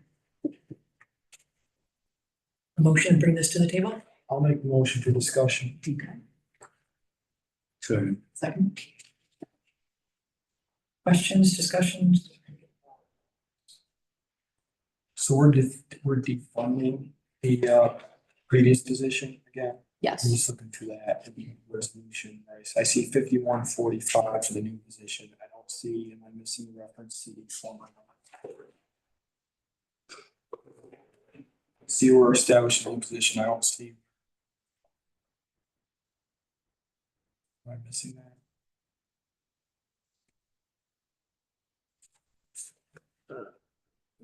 yes, it's in the second to last Second to resolve. last resolve. So it's a newly created position, unfund the staff social work position code Oh. 5145. Got it. Okay, so 5145 is the code. Yep. My question's answered. Any other questions? Hearing none, all in favor? Aye. Any opposed? It carries. Thank you. Just a couple updates. We have had a lot of interviews for social work positions Really? lately. Yes. That's nice. That's a good problem. So we've offered one of those positions. So that person may not be able to start until towards the end of the summer. As well as offered another position, but that person has to become licensed in New York State. They're moving to Syracuse area. So kind of just waiting on the limited permit process to be able to hopefully onboard them. Once they have that, they can officially apply for that. So crossing our fingers, we have another interview on Friday. Because now with this resolution, we do have 5 open social work positions at the clinic. 2 of them were for the grant to be able to have therapists go out to the different school districts. But still, there's quite a few positions to fill. So we're hoping by the end of summer, we'll be good to go as far as those positions go. So that's really good news. We're a lot more hopeful now that we've actually had, interviews with people that are interested. Do you feel like the upcoming graduation? That should season has been also- helpful? That should be helpful. We haven't had anybody that's recently graduated, inquire about a position, just because you have to be licensed, to even apply for the position at the county. That's either a limited permit or an actual, state license. So, but I do feel like that could be helpful moving into the summer, with individuals either applying for limited permits after graduation or taking their licensing exam. So that could also be helpful in some of the positions as well. Do you have college students in for the summer doing We internships? always have interns, Those yes. sometimes leave the jobs. Always, like, we have a number of our staff right now were interns at one point or another, yeah, so that's been very helpful. So we always try to say yes to as many interns that we can actually have room for at the clinic and space for. Yeah, that's been Get them great. in the door, don't let them out. I know, that's what we try to do. Just so you know, too, moving forward with plans, to discuss the opioid settlement funds, kind of the next round of what we want to do to fill any gaps that we have in the community as far as substance use goes. We have a meeting set up, in the middle of May to discuss that even further. There is some money that the Community Services Board will have, some say over that, as the resolution was passed a bit ago, giving them the ability to do that. So I think there's about $250,000 there. So that'll be part of the discussion. And then there's also, LGU money that came directly to the LGU to, you know, determine how that money's gonna be spent as well. But we'll be having conversations hopefully very soon, because I really do want to get that money out, obviously in a really thoughtful, effective way, but I don't want to sit on it either. So you may see some resolutions coming forward with different things coming for the opioid settlement fund. Do you have criteria you have to meet for those funds? There's like 10 buckets. I think it's really hard not to fit in one of those buckets if it's related to substance use and or mental health. You know, it's from anything from treatment, recovery, transportation, Oh, so you have a research. lot- I mean, you have a there's, Big deal. oh yeah, it would be really hard for it to not fit in one of those. Yeah, but there is reporting that goes with it and has to fit in there. Just so you Has know. a question. Yes. Has there been discussion, I know we talked about it a while ago, about using some of these funds to offset some of the work being done at the jail? Yep, so that's gonna be part of our discussion. I talked to Brian, I'm gonna be talking to him a little bit more about that. And then we're gonna be presenting that hopefully in the meeting that's coming up. So sell it to this community services board? And or we could use the or other the money LGU too. money. Yep, To help support our own infrastructure. yes. Great. Yep, so that potentially is something that we're gonna be talking about at that next meeting.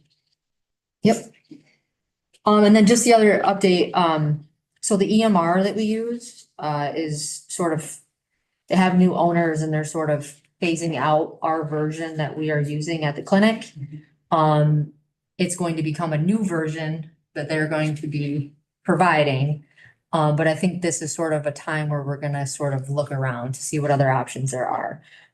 So we have a meeting in Albany next week. We're gonna be going out there. They're gonna be talking about different EHR trends and different things. So there may be one that the state might be looking at too. So we really want to go to that meeting first, but our goal is to kind of look around, meet with some different vendors, see what they have to offer, just to see if it makes sense with, because right now our billing software fits right in with our EMR, so it really helps make sure we're getting all of the money that we need to be getting in.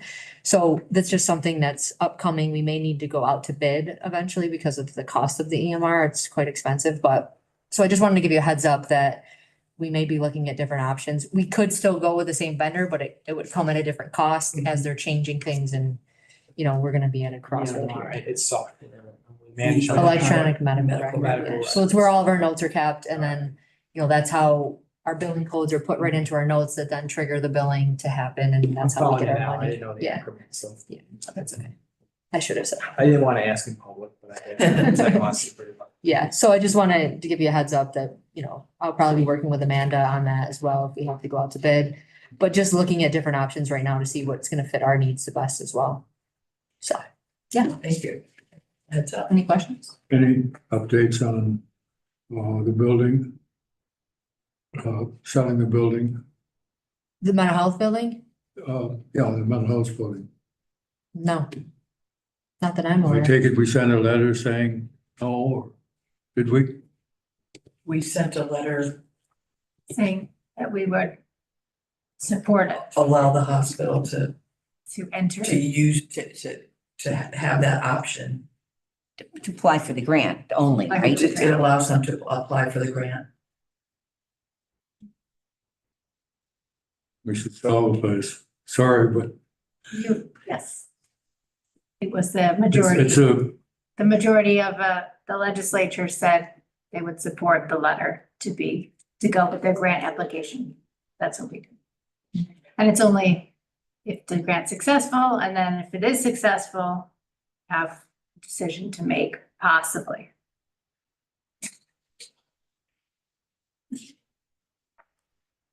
okay. So we're at. All right, Okay. thank you. Deanna is reporting for Kathleen Cuddy this evening. Thank you. And you also have 3 resolutions. Let's jump to those first. HH1, HH2, and HH3. So HH1 is a request to create and fill a junior accountant position. It is the same grade as a title we currently have in our budget. The reasoning behind the change in the title is to make it a more attractive title within that finance department. So it would be. This is HH2. Oh, so sorry, mine are out of order. We can carry on. Carry on with HH2? Yeah. Okay. So yes, so that is one that we are looking at. I believe Kathleen went to the personnel committee and has had discussion about this. Right. Can we have a moment for HH2 on the table discussion? I'll second for this thing. So this is as I understand it, it's a budget neutral opportunity to bring this position into sort of compliance with the title into compliance with what the person's actually doing. I know we've done this in other departments, Yes, yes. particularly around this kind of title, the supervising billing specialist, which actually has a whole range of duties that are counting related. Yes, yes. And so the position, it's my understanding, would be abolished once the person moves into that role and completes their provisional status. Yeah, it's in the regulations.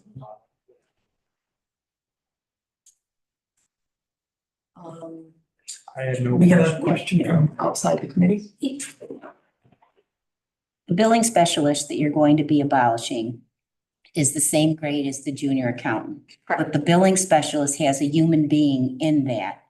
Yes. You're not going to abolish that until that person goes to a different position. Yes. I mean, that's kind of what's happening. Yes, there's the anticipated retirement, and so it would be, the plan would be to move The billing specialist into another position when the retirement happens in June.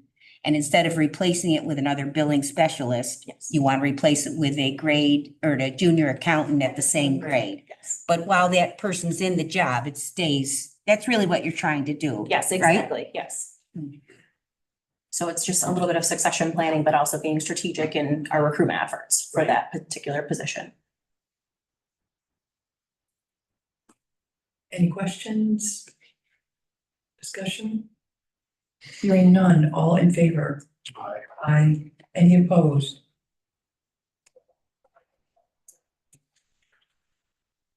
Carried? I didn't hear, I didn't hear whether you were opposed or aye or, Aye. thank you. So that carries, thank you. My apologies, back to HH1. This is a resolution to enter into a multi-year agreement. It's 5 years with New York State Department of Health for our youth tobacco enforcement and prevention program, otherwise referred to as a TUPA. And so this is $32,900. Would you put this on the table? Second. Thank you. So it's a 5-year with, we're looking at just the first year contract. Yes, and it starts April 1 Great. to March 31st. It's all state reimbursed. Yes, this helps us go out and do our enforcement actions. Super. Any other questions, discussion? Hearing none, all in favor? Aye. Aye. Any opposed? Carried. And on to HH3. This is a resolution authorizing or asking to enter into a 2-year contract for the New York State Homes and Community Renewal Project called Leading in Lead. This is a grant that started May 1st. We're still awaiting a little bit of information related to this program as it is a pilot project, but it would assist landlords in the 13021 zip code with remediation of lead hazards. And so we're waiting for that criteria to be established in the scope of work from the funder. But the award is for $371,860. I imagine it'll be very useful to current landlords. A motion to put this on the table? Motion. Thank you, thank you. Any questions, discussion? Well, this is something I think Kathleen's mentioned to us. Yeah. Okay. Hearing no further discussion or questions, all in favor of HH3? Aye. Any opposed? Carried. I do We'll let you go into your report. Okay, I have some updates related to staffing. Just this week, our new Director of Community Health Services, Dr. Cassandra Archer, started with us. That position had been vacant for a little over a year, so That's she's, great news. yeah, she started and we're very excited to have her on board. I have information about our Healthy Neighborhoods program. We just finished year 2, which ran April 1 of 2023 through March 31st of 2024. That program serves the city of Auburn, the towns of Mentz, Montezuma, Conquest and Troop, and also the village of Port Byron. During that past year, we performed 256 visits, 27 revisits, and we served 622 participants. Through those visits, we partner with the Auburn Fire Department, and they actually go with us on visits not only inside the city, but also into the rural parts as well. And they help us install 439 smoke alarms, 451 combination units, which is the smoke and carbon monoxide detectors, and then 17 carbon monoxide detectors in people's homes. So those were some of the successes of the program I wanted to share with you all. We're entering year 3. Our staff will be out what we call canvassing, going door to door, promoting the program and trying to get additional visits in. So now with the weather getting nicer, we'll be doing more. And the location still the same. Yes, and I believe it's going to stay the same for this 5-year Port period. Byron, Troop. Montezuma, Metz, Congress Got in the city. Yep. I'm not sure if Kathleen has shared with you in the past about our early intervention and preschool place-based nights. Every month we've been doing these to try to accommodate our families on the wait list, but also they're open to any member of the community wanting to attend and learn more. This month, we're partnering with Cayuga County Community Mental Health Center to discuss children's mental health. And I brought the flyer. It's May 9th from 4 to 6 at Play Space. So that's the topic for this month. How well attended have you been? You guys get an opportunity to come out back. Yeah, and I think last month was probably one of our best months. It was more on, I believe, sensory and play. Right. Yeah. So I think they're getting more traction as we keep doing them, and the community's looking for the consistency of those offerings. May is also not only Mental Health Awareness Month, but it is also National Bike Safety Month. And one of our grants we have is our Bicycle, Pedestrian, and Wheel Sport Safety Grant, which is funded out of the Governor's Traffic Safety Committee. We are sponsoring Bike and Roll to School Days this month. We'll be at all the Auburn schools the week of May 6th through 10th. So each of the elementary schools has a designated day. We're also going to Port Byron on May 14th, Moravia on May 15th, and Weedsport on May 16th. So students can roll or bike to school. We'll give safety information. If they're in need of helmets, we work with usually the school resource officers to connect them to get them helmets. In addition, we are also going out and promoting our programs and services to all of the Auburn schools kindergarten registrations during the week of May 13th through the 17th. It's an opportunity for not only our staff, but our nurses to go out and talk immunizations, all the other programs that we offer, and connect with families while their children are going through their things that they do with the teachers and the school staff. So parents are sitting there in their captive audience for us to give them our information. One thing I noticed that Kathleen spoke about to you last month was the lead rental registry. And I still don't have an update for you. We're still waiting on all of the requirements around this. Our meeting with the state was canceled last month, and it is rescheduled for this month. So there will be more discussion on what that rental registry rollout looks like and what our requirements are to implement that program. And I think that's all I have now. Heidi, can you call up Shreen? Oh, yes, and Shreen does have an update for us. We're talking about the health department. Yes. Thank you. Good evening. Can I just stand right here? I think so. Join in the Yeah, chair. come on over. Okay, perfect. That's a quick update. So yes, Cayuga Goal is an employee program that we have here at the county that's managed by a small group of employees. And there is an award portion which provides opportunity for the employees to nominate their coworkers. And it's for work above and beyond. So awards are presented quarterly. The first quarter award we presented to a WIC employee, which is part of the public health department. The employee's name is Courtney Hennigan. Very excited. She is a WIC assistant. To present the award, myself, Steve, Aileen, Diane from HR, Tom, He's the CIO, but he also facilitates the Cayuga Gold program. We were all together along with all of her coworkers at the WIC department, which is located on North Street. And we presented the award, and it was really a nice surprise for Courtney. She was very excited. She had no idea why we were there. She was not prepared, obviously, as to the reason, but when she received the award, she was so excited and she was so excited to be able to share it with her family. So it was a great positive. We're lucky to have Courtney. event. Yes, so I And just so are wanted the to share that. participants even more so. I thought she was super relieved that it wasn't like a pink slip. She was. Right, everybody She showing was. Shows up, it's like But show she your way was- out the door. Well, she was actually she was such a team player because, you know, you called all the employees together in a group and we were all there. And she just came into the room thinking, oh, okay, this is just so much fun. And she had no idea what it was for. And then when it was announced that she was the one receiving the award, she was just so excited. That's great. And it was so sincere and just so thankful. What a So great it highlight. was really nice. So I wanted to. Thank Thank you. you. Yeah, What no a great problem. highlight. Thank you for having me. Good work. Thank you, Sheree. Thank you. Thank you so much. Thank you. I will entertain Move a it. motion to